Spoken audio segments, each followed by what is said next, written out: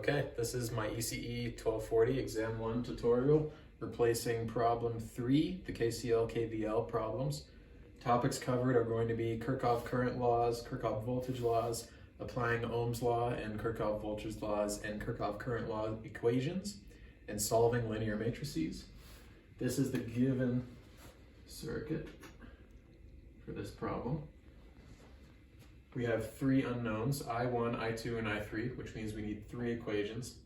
I started by applying KCL at node 1. This is the node voltage method.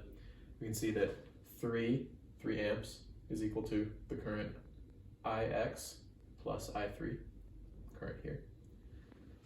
From that we can get node V1 minus V2 over 2 ohms plus V1 minus V3, which are these two nodes, over 4 is equal to 3 amps. 3 amps. And then from there we can simplify that by giving them all a common denominator of 4. And then we can get our first equation where I2 is equal to 3V1 minus 2V2 minus V3. Apply the KCL at node V2. We get IX is equal to I1 plus I2. Node V2 right there. That would be V1 minus V2 over 2 is equal to V2 minus the ground over 4 plus V2 minus V3 over 8 ohms. And then when you get a common denominator for the terms, which in this case would be 8, you get 4V1 minus 4V2 equals 2V2 plus V2 minus 3. When you simplify that and combine like terms, that's 4V1 minus 7V2 plus V3 equals 0. Notice the order I'm placing the terms, V1, V2, and V3 in the equation. That'll come back later. Then the last step is to apply KCL at node V3, just like we did with all the other nodes. That we can see current I3 and I2 coming into this node would be equal to the dependent current source, 2IX.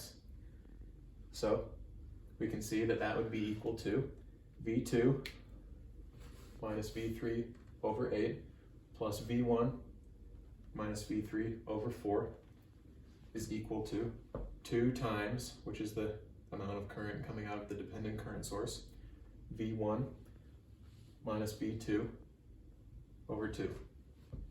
Then we can solve for our final equation, equation number 3.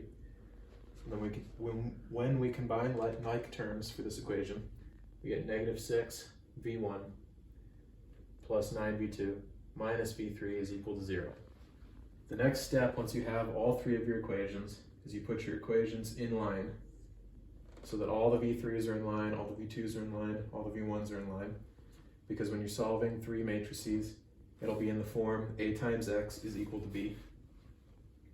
We can make our matrix here with the values from the first equation going across left to right. 3, negative 2, negative 1, 4, negative 7, 1, and negative 6, 9, negative 3. X would be the values we're solving for, V1, V2, V3, which is the voltage at these three nodes. B is our voltage values, which are set equal to the equations.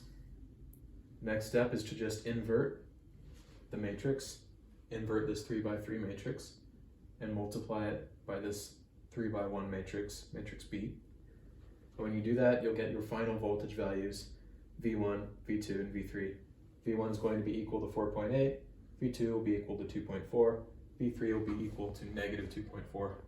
If you want to check your equation, you can plug it back into equation 1, equation 2, or equation 3. But that's how you would solve for this circuit.